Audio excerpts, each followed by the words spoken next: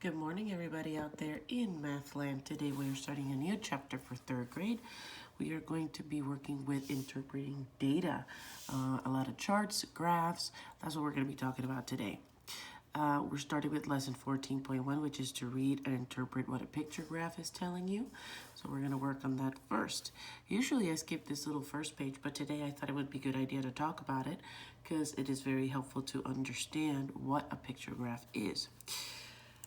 When you take a survey, that means that you go around and you ask questions out of a group of people to get information. Information is something we call data. Once we have all that information, we call it data. So when it says that you survey 14 students, that means that you went around and asked 14 students about a specific question. It said you survey 14 students about their favorite type of party. The results are shown on the left picture graph. Use the key to represent the same data on the right picture graph. So in a graph such as this one, like a pictograph, and let me tell you what a pictograph is. Pictograph. Picto means picture, and a graph, of course, is the way you organize the data. So a pictograph or picture graph, that's what it's showing you. It's showing you information with pictures. So favorite type of party, a bounce house party. Now, it's very easy to just say, oh, 3 people voted for that. But whenever you look at a pictograph, you have to go ahead and find this. This right here on the bottom, this is called the key. The key tells you that each picture actually might represent a different amount. So the happy face actually stands for 2 students. So when you count happy faces right now, for this one you have to count by 2. So Bounce House was actually 2, 4, 6 people who voted for Bounce House. For the costume, again, count by 2. So 2 people thought a costume party was their favorite. A pool party, 2, 4. 4 people thought it was their favorite. And a skating party, 1 happy face means 2, so only 2 people. Now, it said that you surveyed or asked a question out of 14 people. So when you add up all these numbers, it should equal 14. 6 plus 2, that's 8. 8 plus 4, that's 12. 12 plus 2, that is 14. So that is correct. Now, what they want us to do is they want us to take this data and they want us to do happy faces over here. But this time, the happy face, the key down here, should only represent 1 student. So if this was 6, that means I would need 6 happy faces over here. 1, 2, 3, 4, 5, 6. There we go. Costume, 2. There we go. Pool, 4.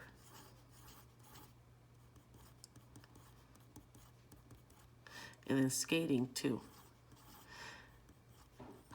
The pictograph on the left and the pictograph on the right are actually showing you the same data. It's just organized, and here they go by 2 and here they go by 1. But it is the same results and same information. This is still 6, 2, 4, and 6, 2, 4, and 2 would still equal 14, which is the number of students surveyed, okay? Now, I want to go to the second page, page 632, and continue our lesson. A picture graph shows data using pictures or symbols, which is what I talked about on the previous page. The key of a picture graph gives you the value of 1 picture or 1 symbol. The value of 1 picture or symbol can be greater than 1. Remember, on our previous page, one of the happy faces used to stand for 2, now 2, and then the other one stand for 1. So you really have to look at that key in order to help you. Over here, use the graph to answer the question. So this is about national forests. So how many national forests exist in the state, in different states? Each tree, we have to look at the key down here. It looks at each tree represents 2 forests. So that's that's important to remember because we need to count by 2 in order to know how many there are, okay? So each tree stands for 2 forests. So that's 2, 4, 6, 8, 10, 12. There are 12 forests in Idaho. Now look, this is interesting. 2, 4, but I only had half a tree. But that's not a fraction right now. Half of a picture or symbol represents half the value of the whole picture. So if the whole picture was 2 forests and this one was cut in half, that means that that only stands for 1 forest. So I go 2, 4, and 5. That's 5. 2, 4, 6, 8, 10, 12. 12 again, and 2, 4, 6. Okay. Now let's see. It says, how many national forests are there in Arizona? Well, there were 3 trees, and each of those trees stands for 2, so that means 6. 6 national forests in Arizona. How many national forests are in Colorado? Colorado has 2 trees that each stand for 2, so that's 4, and half a tree, which only stands for 1. 4 plus 1, meaning that there are 5 national forests in Colorado. Okay, sorry that wasn't on the screen when I was talking about it.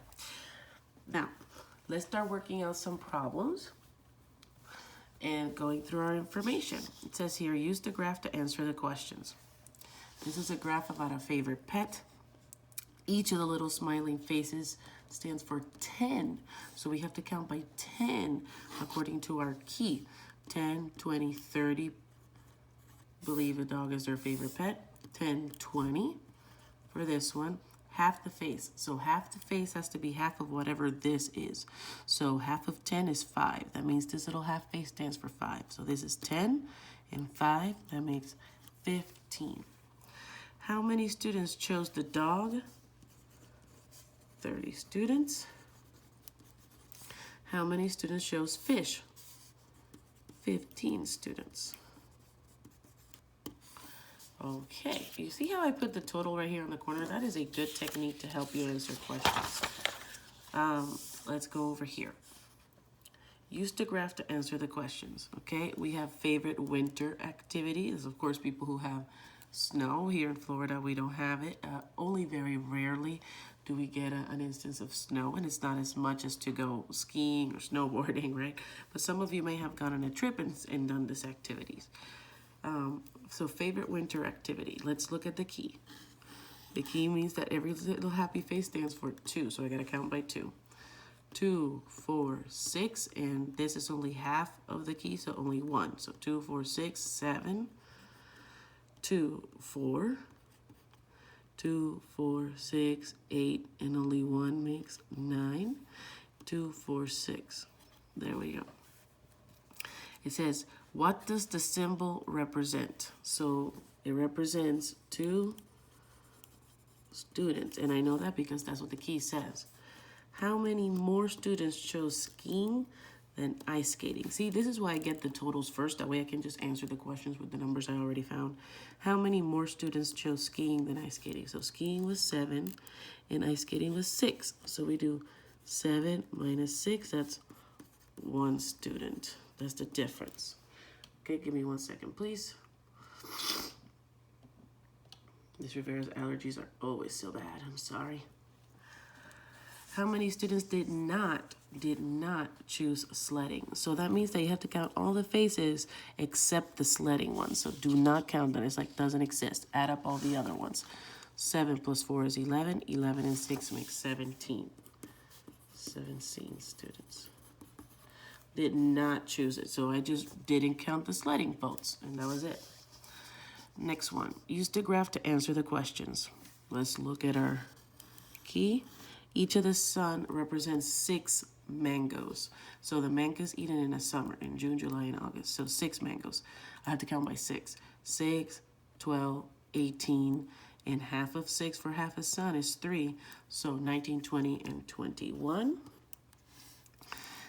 Then over here, that's a lot, like 6, 12, 18, 24, 30, 36, 42. Wow, that's a lot.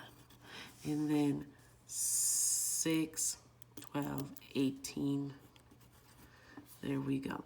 So now, that was by 6. You could also do 1, 2, 3, 4, 5, 6, 7 times 6, 42. So you don't have to count by that number. You can just multiply it. That's fine too. How many mangoes were eaten in June? In June, there were 21 mangoes eaten. How many total mangoes were eaten in the months shown? That means that I have to add all of these numbers together. So that would be 42 plus 21, and then plus 18. So 81 mangoes. I added all these three numbers to do that. I first added the first two and then added the third one. Were more mangoes eaten in July or in June and August combined? So June and August combined means that I need to add those two numbers, June and August. So that's 21 plus 18, that's 39. And then July was 42. So were there more in July, which was 42, or these two combined? Well, July wins because 42 is greater than 39. Okay? If these two circles and half a circle equal 25 on a picture graph, then what does the value of the little circle represent? Well, this little 5 must mean that this guy was 5. So how do we split 20 into 2? That would be 10 and 10. So then what is the value of the circle? The circle means 10. Okay? Because 10 plus 10 plus 5 equals 25. All right. Last page. Here we go. During which 2 weeks were a total of 52 cans recycled? Wow. It tells me that a can stands for 8, so let's start counting by 8. 8, 16, 24, and then half of 8 for this one, so 4. So 24 plus 4, that's 28 cans. Over here, 1, 2, 3, 4 cans times 8, that's 32. Over here, I have 8 cans and 4. That's 12. Over here, 1, 2, 3, 4, 5. 5 times the 8, that's 40. All right, and then it says, during which 2 weeks were a total of 52 cans recycled? So when you combine 2 of these weeks, where do you get 52? 28, let's see, 28 plus 32. Well, that equals 60, so these 2 weeks cannot be it. What about week 2 and week 3? That would be 32 and 12. Oh, that would only give me 44. That isn't it. What about week 3 and week 4? Look at that, 52. That's what I was looking for, 52 cans recycled. So the answer is during week 3 and week 4, 52 cans were recycled. So I kind of, combined numbers until I found that 52. Last 2 little questions here. Which 2 origami animals did a total of 32 students choose? So let's first find our numbers. Favorite origami animal. Each little happy face stands for 4. So we got to count by 4. 4, 8, 12, and half of 4 is 2. So 12 plus 2, that is 14. 4, 8, and 2 make 10. 1, 2, 3, 4, 5, 6 times 4, that's 24. 4, 8, 12, 16, and half of 4 is 2, so this is 18. So which 2 origami animals did a total of 32 students choose? So where do I combine to get 32 students? So let's see. Swan and butterfly, 14 plus 10. That would be 24, so it's not swan and butterfly. Let's try swan and frog. 14 and 24. 38, nope, that's not 32. Let's try swan and penguin. 14 and 18. That's 12, carry 1. Oh, 32. 32 students, so swan and penguin. So you might have to try it several times, to find it. We call that trial and error until you find those numbers. But the key thing is here, I use key, which is the name for this. The important thing here is that you first find the numbers by looking at the key and finding the correct total for each of the votes. How many more students chose frog or penguin than swan or butterfly? That means that I need to add these 2 in first. So frog and penguin. That is 24 plus 18. Let's see. That's 12, carry 1. 1 and 2 is 3. 3 and 1 is 42. Then swan and butterfly. I need to add swan and butterfly. That is 14 and 10. 4, 24. Then it says how many more? So I have to do 42 minus 24. I know it says or, and that can be confusing, but it says if they chose one of these two, you have to add them. So I borrow from the 4, make it a 3. This is a 12 now. 12 minus 4 is 8. 3 minus 2 is 1. So 18 students is your final answer. Okay. The homework for this particular lesson will be posted in your online textbook. Make sure you do that. Make sure you also, if you haven't had a chance to finish the test from yesterday, you should do that. Some of you had to retake it, and you should be doing that now. Please make sure you watch the video before you take the homework and submit it. And make sure that an adult checks it before you submit it. Take your time, all right? All right, thank you so much. I'll talk to you later. Bye-bye.